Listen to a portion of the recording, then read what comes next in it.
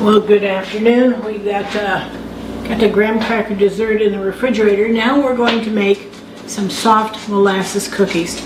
Now this recipe comes from a friend of ours, Vina Watson, in Rudyard, Montana. They're big molasses cookies. They're soft and oh my gosh, just full of that good molasses flavor.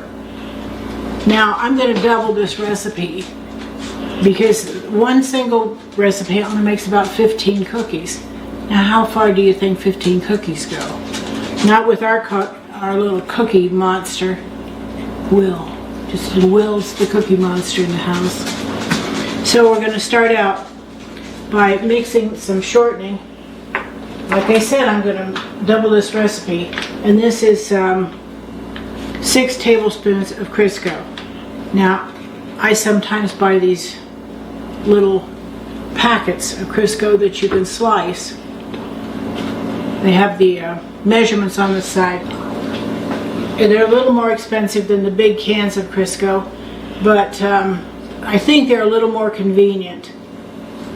And now we're going to put some butter in.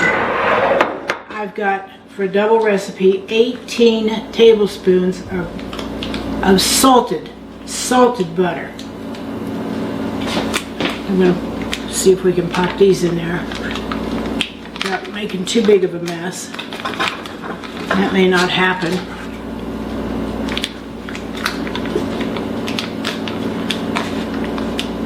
Here's 8. I don't know, do you make a lot of cookies in your household? Have your favorites? One of our very favorites is Full House, the chocolate chip cookies. Oh my gosh, we just have those all the time. And you know, I like to put them in the freezer. I like to bake them all up and put them in the freezer. But then again, I've been saving some out, just the regular dough balls, putting them in the freezer, so that when we know we're going to have company, I can just pop some cookies in the oven, and you have fresh cookies, which is great. Now I'm going to take my spatula out, and I'm going to add to this. Here it is. We're going to use, surprisingly enough, dark brown sugar. You don't see that often, but I love the richness of the molasses in there. So it says we're going to use 2 cups of dark brown sugar. Let's get some dark brown sugar going here. Now this is a 1/2 cup measure, so we're going to just do 4 of these.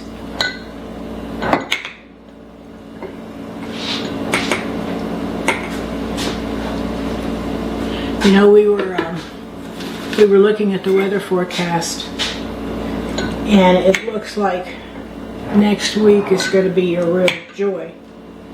I think it's supposed to be like 60 degrees one day next week here in northern Minnesota. My oh my. Am I looking forward to that? Here's 3, and here's 4. Actually, we're getting anxious to grill out. We were talking yesterday about getting the patio furniture out, get the grill out. What were we going to cook first? And I have been so hungry for potato salad, and I think we'll have burgers and potato salad the first day. Just seems like it's 60 degrees after a long, hard winter. We're going to do just fine. Okay, so we've got the shortening, the butter, the brown sugar. Now here I've got 2 large eggs. I'm going to pour in here. Put one over here. And we're going to use just a little bit over 1/2 cup of the dark molasses. Now, I will tell you, before you pour the molasses in your cup, spray it with some Pam. It's going to make it easier to get out. It'll slide right out, otherwise you'd be digging it out. So I always do. Look how easy that pours.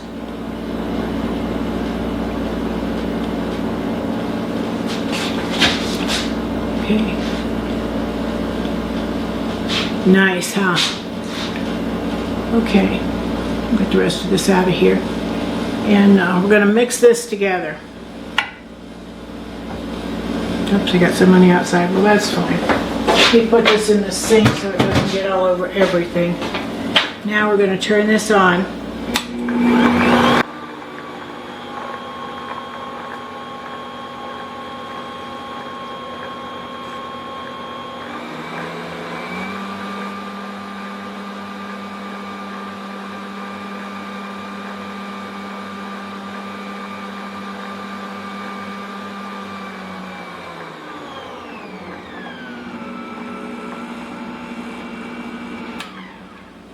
Sorry, I didn't talk during that.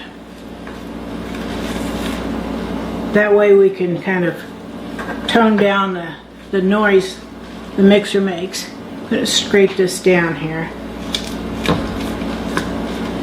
Make sure we're going to get it all out of the sides here. And then we're going to start with our dry ingredients.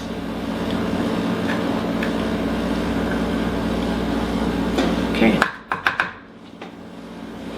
Oh, I see I made a mess over here. Oh well, that's too bad. Now, okay, I wanted to mix my dry ingredients, and wouldn't you know, I didn't get a bowl. Excuse me just a second. Now we're going to do some flour. I'm going to mix some flour together, and it calls for 2 1/4 cups of flour, but we're doubling this, so we're going to have 4 1/2 cups of flour.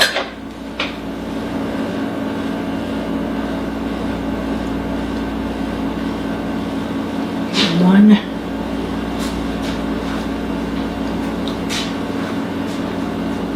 Now remember, there's 2 to kind of fluff your flour, which is, I guess it's a strange way of putting it, but fluff your flour so that it's light and airy when you put it in the bowl. There's third cup there. And we've got 4th cup. Okay. Now we need a 1/2 cup. And since I dirtied that other one with brown sugar, we'll do the 2 1/4 cups, and then it'll give us a 1/2 cup. Okay. Actually, this is pretty quick to put together. Now we've got spices here. I've got 4 teaspoons of baking soda. Make sure it's soda, not baking powder. And I've got, let's see, cloves. I've got a teaspoon of cloves. That seems like a lot, but it tastes really good. And then I've got a 1/2 teaspoon of salt. Now remember, we're not using a whole lot of salt because we use salted butter. And now let's see, cinnamon. I've got 2 teaspoons of cinnamon. And ginger. I've got 2 teaspoons of ginger.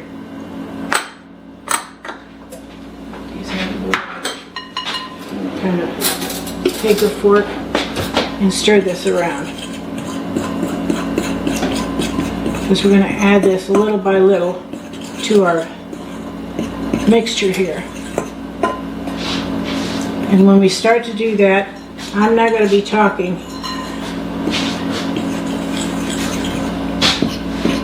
Okay, so now we're going to start adding a little at a time back into our bowl.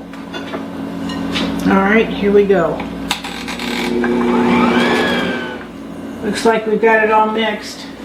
Set this back here out of the way. Now we're going to take our attachments out. If you've noticed, my mixer's a little different than what you normally see. You know, I have a KitchenAid, but I also have this. This is an Ankashram. It's a Swedish made. I've had it for probably, I don't know, a little over a year now. And it just does wonders. It doesn't take as long to knead bread. I put bread in here, and boy, you can knead it in just a few minutes. And it's got all different attachments with it. Just needs my bag there. We have things like the pasta maker, the juicer, the what else? Pitcher, just all sorts of things. And what I like about it is when you do bread, this will hold probably 20 cups of flour. I mean, you can really get into some heavy baking.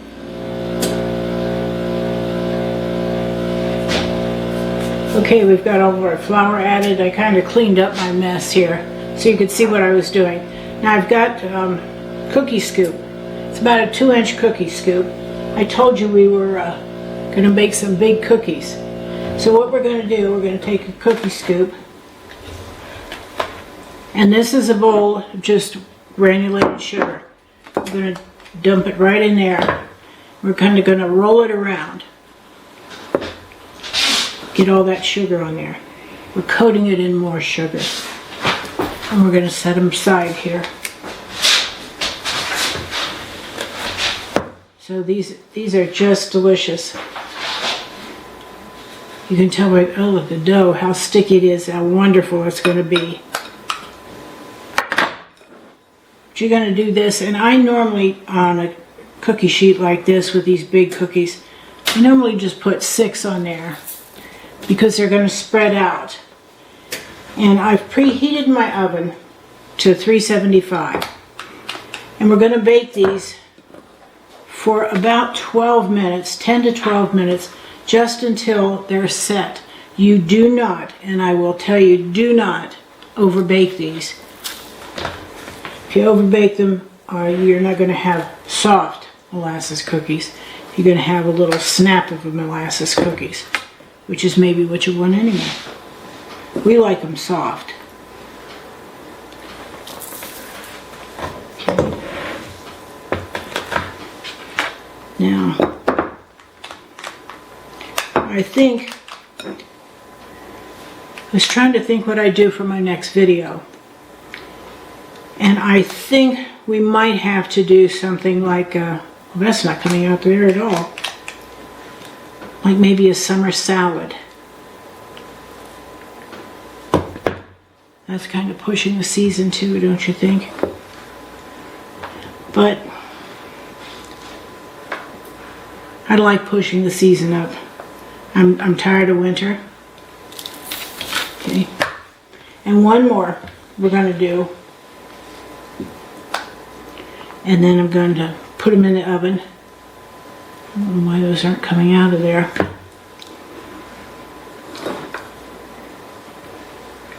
We'll get these in the oven for 12 minutes.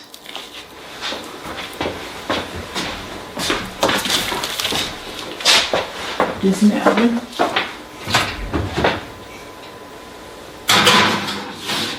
$375. I'm going to set the timer for 12 minutes. So we'll give those a few minutes to bake, and then we'll come back and I'll show you what they look like baked, and maybe we'll even get to taste one. So our timer on our cookies is going off. I cancel that. Oh my, you should smell these cookies. Look at those. Whoops. Look at these cookies. Now that's what you call a big molasses cookie. Don't those look delicious? Just delicious. I'm going to see if I can get them on this cookie tray. This island isn't as big as what I thought it was. Okay. Now, I think we're going to let these set just a couple of minutes before we take them off the tray. Otherwise, they're going to we're going to squeeze them. And I don't want to squeeze them. So I think we'll just set these out here like so until they're done. These have set up a little, so we're going to take them off the tray. See, they're not squishing together, which is exactly what we don't want. And you see how they cracked?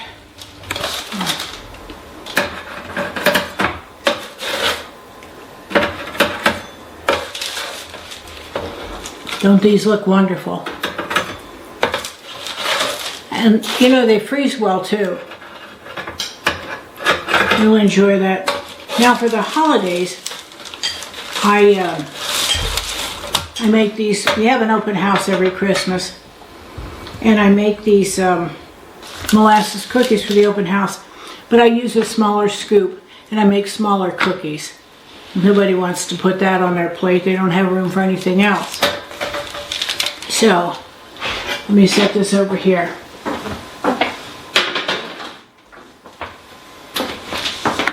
Now, here. Oh boy. I wish you could smell that. Oh my.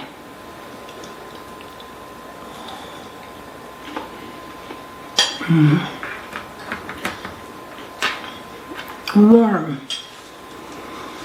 You know, the cookies themselves are warm from the heat, but the molasses and the ginger and the cloves, and oh my. What a great cookie. So I hope you enjoyed today's video, molasses cookies. If you do, please hit the subscribe button and let me know what you think. In the meantime, until next time, blessings to you and your family.